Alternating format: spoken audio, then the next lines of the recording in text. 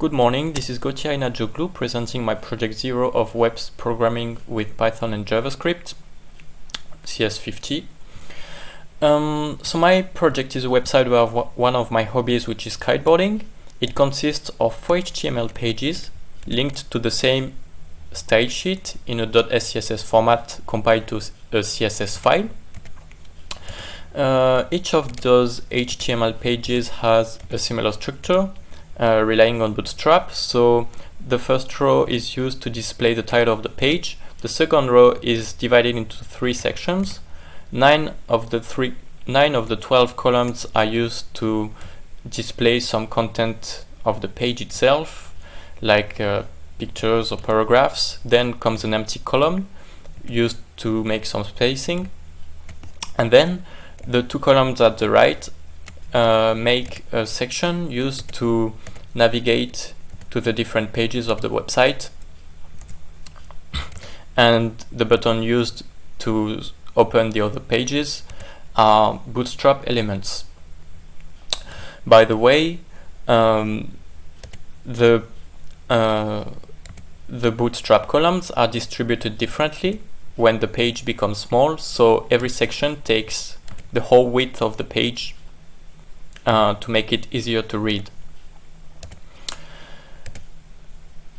So the main page contains a picture, like in every other page of the website, as well as an unordered list which talks about the minimum equipment required for kiteboarding, a table that sums up the differences between freeriding and freestyling, and a button back to the top to go back to the top of the page. So you can see that those elements are centered because they are of a class called center. So thanks to this code, every element of this class is centered to the middle of the Bootstrap section.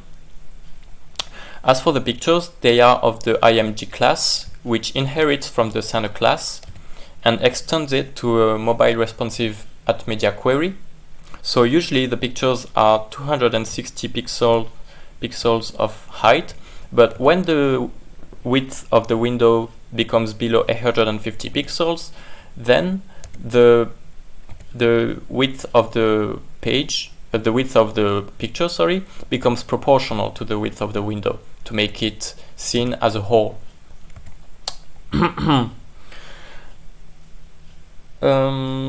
Also, the button back to the top is of the small button ID, which allowed me to refer to it.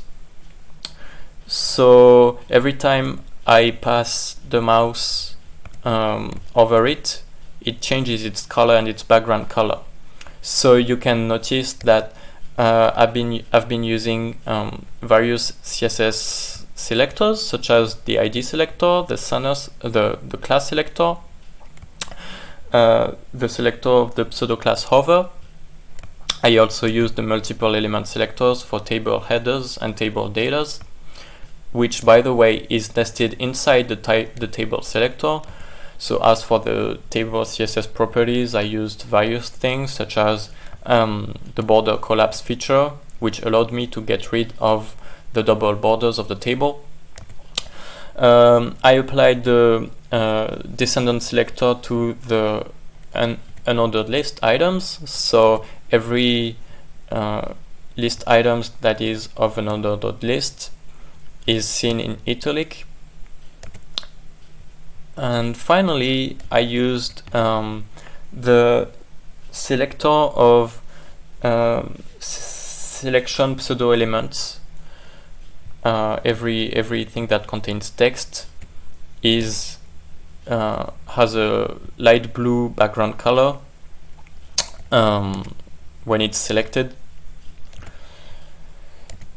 And as I wanted the H1 and the H3 headers to have the same color, I took advantage of the Sass feature $color. So I just had to write the color I wanted there in one place and then write $color for H1, H3. So finally, this is what my website looks like. Thank you for having watched.